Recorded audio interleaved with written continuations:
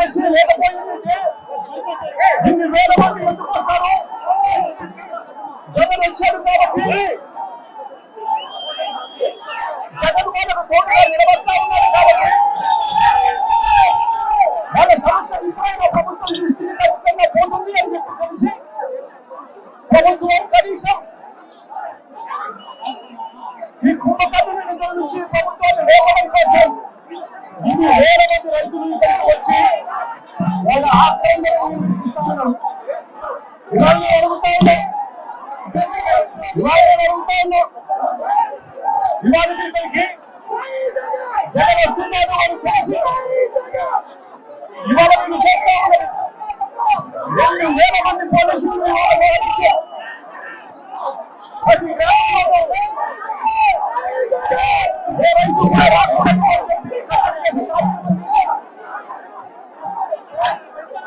ఏకంగా రైతులలో భవిష్యత్తు తెలుసుకోవాలి.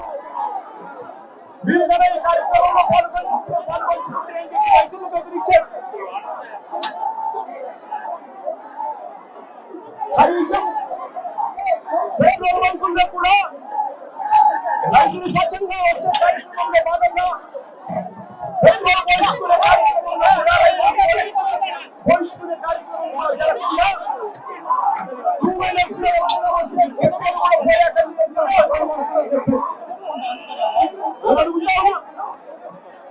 కేవలం 500 మంది మాత్రమే రావాలి. కేవలం 500 మంది మాత్రమే నష్టపోయారని అడుగుతా ఉన్నాయి ప్రభుత్వాన్ని. ఎందుకు ప్రభుత్వం భయపడతా ఉందని అడుగుతా ఉన్నా.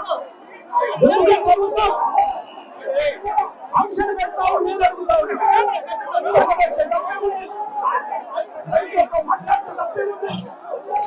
రైతు సమస్య జగన్ తప్పి ఉంది అని అడుగుతా ఉన్నా. రైతులు ఉన్నారు కాబట్టి ఇన్ని వేల మంది రైతులు సంబంధించి వాళ్ళ ఆవేదన చూస్తా ఉన్నాం. ఇవాళ రైతు పండించిన ఏ కొత్త మంది మరి తీసుకుంటే నుంచి 400 రూపాయలు తక్కువ పడుతున్న పరిస్థితి. మిరప, పత్తి, జొన్న, కందులు, మినుములు సత్యం వాటిలో వాటికి పొగాకు చివరికి మామిడి. ఏ రైతు పరిస్థితి తీసుకున్నా కూడా ఏ రైతుకు కూడా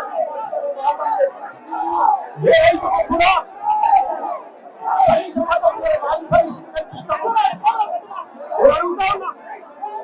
ఆంధ్ర రాష్ట్రంలో తప్ప మరి ఇక వేరే రాష్ట్రంలో ఎక్కడైనా కూడా 2 రూపాయలకి చేంజ్ అడుగుతా ఉన్నారు.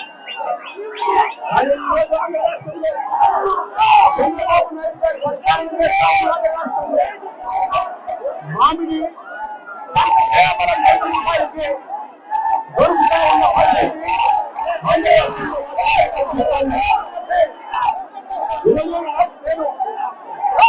ఇదే రాష్ట్రంలో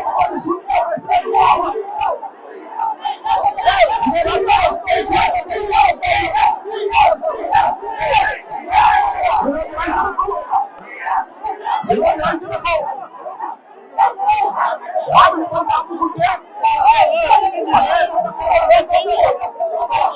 ఇదే మండలానికి మామిడి పంటలు అమ్ముకుంటా ఇదే రైతులనే ఉంటే అన్న 2,000 రూపాయలు ఆగం లేదని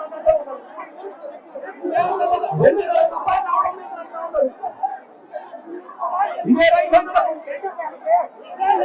సంవత్సరం వైఎస్ఆర్సీపీ హయాంలో ఇదే పంట 29,000 రూపాయలు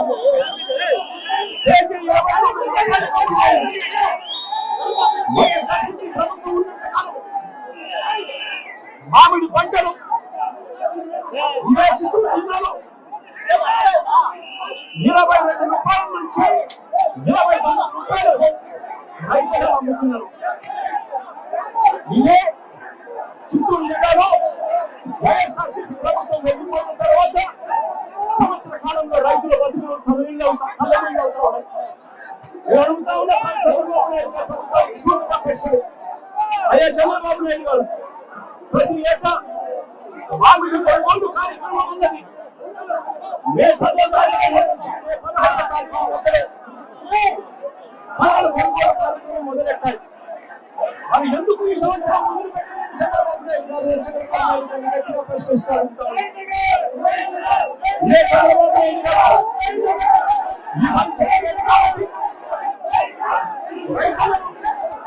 పండించిన పంటంతా కూడా జూన్ 2వ వారం జూన్ 3వ వారంలో వస్తే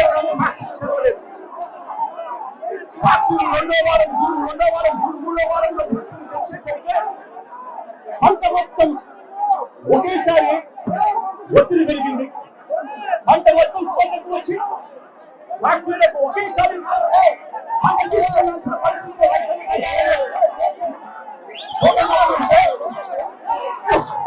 పంట కుంగిపోయే పరిస్థితి కనిపిస్తుంది. కాబట్టి రైతులను ఏం చేయాలో దిక్కుదోచక రైతులను తెలిసిన టయానికి వీళ్ళు పంట అనుకుందామని రేటు 2.5 రూపాయలు ఇదే కంటే మంచి చంద్రబాబు నాయుడు గారిని నేను అడుగుతాను. 52 పల్ప్ కంపెనీలు చిత్తూరు జిల్లాలో ఉన్నాయి.